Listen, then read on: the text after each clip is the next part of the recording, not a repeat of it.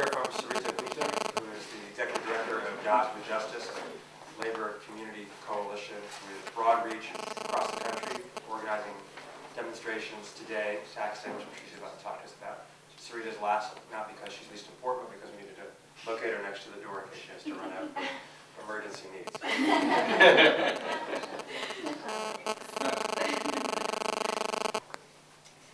All right. Well, good afternoon. As Rob said, I'm Sarita Gupta. I'm the Executive Director of National Jobs with Justice, and we're really proud to be up here and part of this coalition and this effort. I'm here representing a national network of about 47 coalitions in 25 states. And we do bring together labor unions, community-based organizations, faith-based groups, and student groups, and fight for the causes and fight for economic justice, essentially. As you know, people are angry, and for good reason.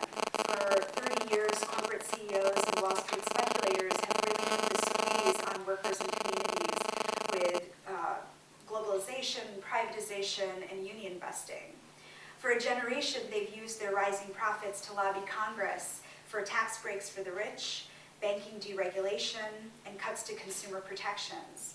They invented unscrupulous mortgage and investing practices, turning our financial system into a casino. And when their speculation didn't pay off, they got Congress to bail them out to the tune of $15,000 for every household in America.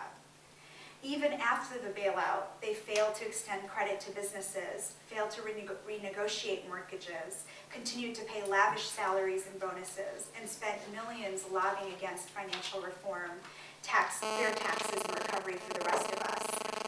We've heard the numbers of high unemployment, but when the economy collapsed, the architects of that economy, Wall Street bankers, got to keep their jobs.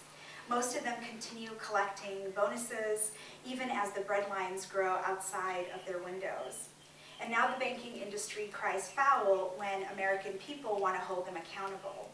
We cannot be distracted by the banking industry's fear-mongering about the dire consequences of regulation and taxing wealth. We've seen their vision of an economy that prioritizes CEO bonuses over good jobs, and the American people reject it. The financial speculation tax is a modest, common-sense proposal that curbs excessive trading, that put our jobs on the line and raises money for job creation measures and other critical priorities, as others have laid out already on this panel. At the end of the day, the economy is about people. People, every one of those 11 million unemployed people out there has a face and a family. And at Jobs of Justice, we've been on the front lines really talking to families and understanding the struggle that they're going through. Again, the steep rise in unemployment. I can't tell you how many plant closures we've worked on where people are struggling, and even in the midst of plant closures, they're being denied basic severance packages to make sure that they can actually get from Monday to Tuesday. So incredible job loss and the huge implications that has on communities. Foreclosures, we see continued rise in housing foreclosures. More and more people are going homeless, yet there's major cuts to services and programs that are happening, making it harder and harder for services and safety net programs that could have really supported people in this moment from being able to do so effectively.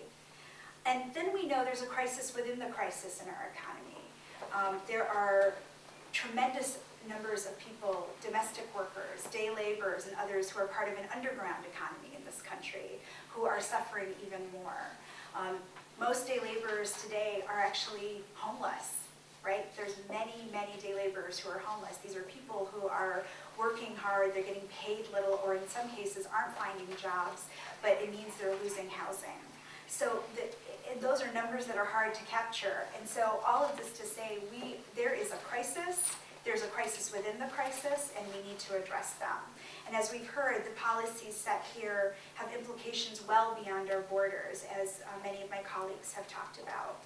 So Jobs of Justice has been fighting to put the jobs crisis at the top of the political agenda and to hold banks accountable to pay their share to fix the economy that they broke. That's why today we are, as Rob said, in the streets on tax day today. In 40 cities around the country, we're demanding that Congress tax Wall Street to pay for jobs. Wall Street bankers recklessly gambled away our economy, and they should be made to pay for recovery programs like the Local Jobs for America Act. The Local Jobs for America Act will create 1 million jobs. We call on Congress also today to pass the financial speculation tax to fund the other 10 million jobs needed to get our economy to full employment.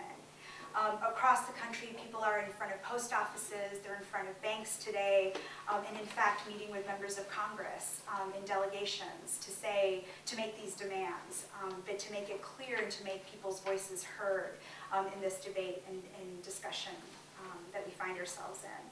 So again, to learn more about the actions that are happening today, you can learn more at www.taxwallstreet.org if you want a sense of which cities people are mobilizing in. But as Jobs and Justice, we're really proud to be putting people in the streets now around this issue.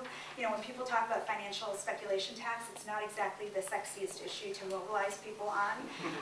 But when people fundamentally understand the root causes of the crisis that they're experiencing and what it would take to actually create solution here and begin to address some of the crisis that people are experiencing. People understand 100% why they need to be out there today, educating their community members and members of Congress and others on why they need to support the financial speculation tax.